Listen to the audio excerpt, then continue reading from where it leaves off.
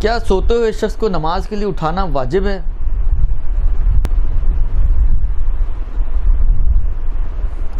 یعنی ابتدائی مسئلہ تو یہی ہے کہ بالآخر آپ کی ذمہ داری نہیں ہے کہ اس کو اٹھائیں، آپ پر واجب نہیں ہے کیونکہ یہ آپ کی ذمہ داری نہیں ہے، درست؟ اب ممکن ہے کوئی آ کے کہے جی اسباب امر بالمعروف، وہ نماز چھوڑ رہا ہے یا چھوڑ رہی ہے تو اسباب امر بالمعروف واجب ہو جائے، تو امر بالمعروف کا مورد نہیں ہے یہ۔ پہلے مجھے یاد پڑتا ہے ایک دفعہ یہ بحث ہو چکی ہے امر بالمعروف کی، اس وقت بھی میں نے عرض کیا تھا کہ دیکھیں امر بالمعروف اور نہی عن المنکر یہ وہاں ہوتا ہے کہ جہاں پر کوئی معروف کو معروف سمجھتے ہوئے چھوڑ رہا ہو تو آپ کریں گے امر اس کو کہ اس کو انجام دو، اور کوئی منکر کو منکر سمجھتے ہوئے ترک انجام دے رہا ہو تو آپ اس کو پھر امر کریں گے، یعنی روکیں گے کہ نہ کرو۔ لیکن یہ تو سویا ہوا آدمی ہے،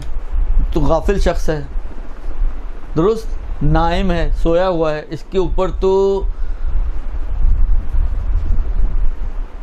سوئی ہوئی حالت میں تو تکلیف ہی نہیں ہے اس کے اوپر۔ تکلیف ہمیشہ اس شخص کے اوپر ہوتی ہے جو متوجہ ہو۔ مثلا فرض کریں حالانکہ کوئی اعلان کیا جائے جی یہ کام آپ کریں، آپ مثلا پتہ نہیں اپنے کسی خیالوں میں گم، آپ نے سنا ہی نہیں، تو آپ جو غافل ہیں آپ کے اوپر تو تکلیف آئی نہیں ہے، اس لیے آپ کر کے بھی نہیں آئیں گی وہ کام جو کہا جائے آپ کو، اس لیے کہ آپ کو تو پتہ ہی نہیں کہ کوئی اعلان ہوا ہے۔ تو غافل شخص کو کبھی بھی تکلیف نہیں آ سکتی ہے، اور جو سویا ہوا شخص ہے وہ بھی نیند کی حالت میں تو بہرحال مکلف نہیں ہے نا۔ اب وہ اس کی اپنی مثلا فرض کریں بعض صورتوں میں بعض کنڈیشن میں ذمہ داریاں بن جاتی ہیں کہ وہ الارم لگا کے سوئے، کسی کو بول کے سوئے، بالآخر وہ اہتمام کر کے سوئے کہ بالآخر وہ اٹھ جائے، وہ اس کی اپنی پرسنل ذمہ داری بعض صورتوں میں بنتی ہے۔ لیکن میں نے دیکھا فرض کریں میری اولاد سو رہی ہے، مجھ پہ واجب نہیں ہے اس کو اٹھانا۔ واجب نہیں کا مطلب یہ نہیں کہ حرام ہے اٹھانا، اٹھا بھی سکتے ہیں، لیکن ذمہ داری کی بات ہے کہ آیا ذمہ داری بنتی ہے میرے اوپر کہ میں اس کو اٹھاؤں۔ تو ابتدائی طور پہ تو مسئلہ یہی ہے، ہاں کسی اور عنوان کے تحت کسی اور سرکمسٹانسز میں آپ کی کوئی ذمہ داری بنتی ہو تو وہ ایک الگ بحث ہے، لیکن ابتدائی طور پہ اگر ہم مسئلے کو دیکھیں تو میری ذمہ داری نہیں ہے کہ میں کسی سوئے ہوئے کو اٹھاؤں۔ جس سے پہلے اگر آپ کو یاد ہو میں نے عرض کیا تھا، مثلا فرض کریں ایک شخص آپ کے سامنے نماز پڑھ رہا ہے، اس کے پیچھے خون لگا ہوا ہے، نجس لباس میں نماز پڑھ رہا ہے، اچھا لباس بھی نجس، بدن بھی نجس، اور اعلیٰ فرض کریں کہ خون ہوا جو معاف نہیں ہے۔ اب اس کو تو نہیں پتا پیچھے خون لگا ہوا ہے، آپ کی ذمہ داری ہے آپ اس کو بتائیں کہ بھائی نجس لباس میں نماز پڑھ لے، نہیں آپ کی ذمہ داری نہیں ہے، اس لیے کہ اس کو تو پتہ ہی نہیں ہے، اس کی نماز بھی صحیح ہے۔ مزے کی بات یہ ہے کہ اس کی نماز بھی صحیح ہے، آپ پہ بھی واجب نہیں ہے۔ اب بہت سے لوگوں کو وہی والی بات ہے نا، وہ ایک امر بالمعروف کا حیضہ ہوتا ہے، درست؟ امر بالمعروف کا حیضہ بالآخر ہر چیز کی اپنی شرائط ہیں، اپنے موارد ہیں، اپنے محل ہیں۔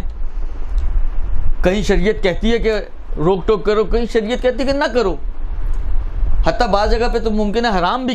کر دے کہ یہاں پہ تمہارا بولنا حرام ہے اگر فساد کا خوف ہو تو۔ لہذا ایک ہی گھوڑے اور گدھے کو ایک ہی لاٹھی سے نہیں ہانکا جا سکتا، یہ ہمیشہ یاد رکھیں۔ ہمارے لوگ ماشاءاللہ ایسے ہوتے ہیں جن کو جس چیز کا حیضہ چڑھ جائے، کسی کو صلہ رحم کا حیضہ ہو جاتا ہے تو وہ ہر چیز میں صلہ رحم، چاہے کوئی ہمسائی کیوں نہ ہو وہ صلہ رحم، وہ بابا ہمسائی کہاں سے صلہ رحم کے دائرے میں آ گئی، درست؟ کوئی ایسا رشتہ دار ہو جس کا آپ کے ساتھ کوئی بلڈ ریلیشن نہ ہو،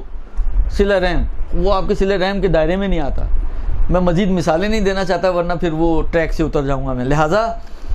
عرض خدمت یہ ہے کہ دیکھیں شریعت دین عمل کرنا چاہیے، لیکن سمجھ کے عمل کرنا چاہیے۔